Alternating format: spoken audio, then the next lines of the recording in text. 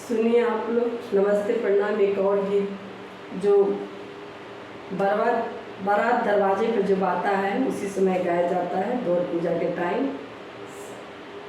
दूल्हा के माता पिता के गाली देते हैं बेटियार के घर वाले। सुनिए आप लोग, कैसा लगता है कमेंट करके बताइए। आँखिया तोरे गुलाबिये बर निंदियो ना आवे, बर निंदियो ना आवे। आँखिया तोरे गुलाबिये बर निंदियो ना आवे, ए बर निंदियो ना आवे, बर निंदियो ना। कैसे में निंदा मोरा आयो ये सासु, अरे आयो ये मोरे पापा लोगवा भीजता रे तमु बहारी हो लोगे तमु बहारी। रहो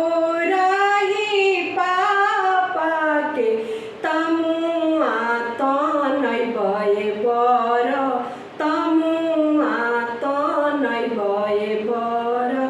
तोहरे अमा के न चैबाई तमु बहारी हो, बर तमु बहारी।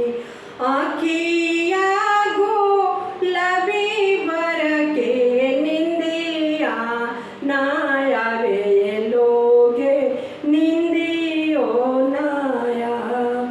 कैसे में निंदा मोरा आयो ये सरहज, आयो ये सर मोरे पचाचा लोगवा भीजते होई है तमु बहारी।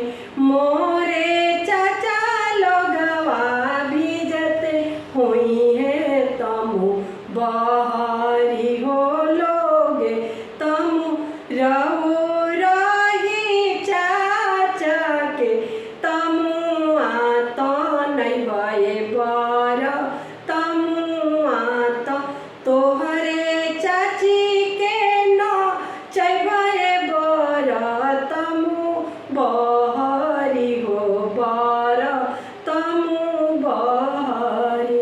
तोहरा ही भैया के तमुआ तो नहीं बये बर तमुआ तो नहीं बये बर तमु।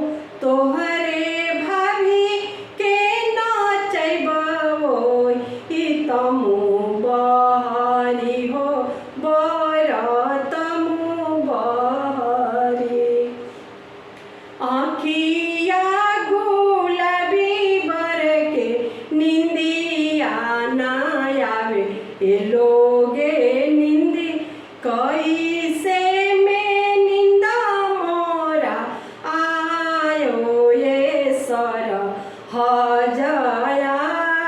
मोरे जीजा लोगवा भीजते हुई है तमु बहारी हो लोगे तमु बहारी। प्रभु राही जीजा के तमुआ तो नहीं बये बर तमुआ तो नहीं बये। तोहरे दीदी के न चैबो ओही तमु बहारी हो, बर तमु बहारी। तोहरे दीदी के न चैबये बर तमु बहारी हो लोगे तमु बहारी।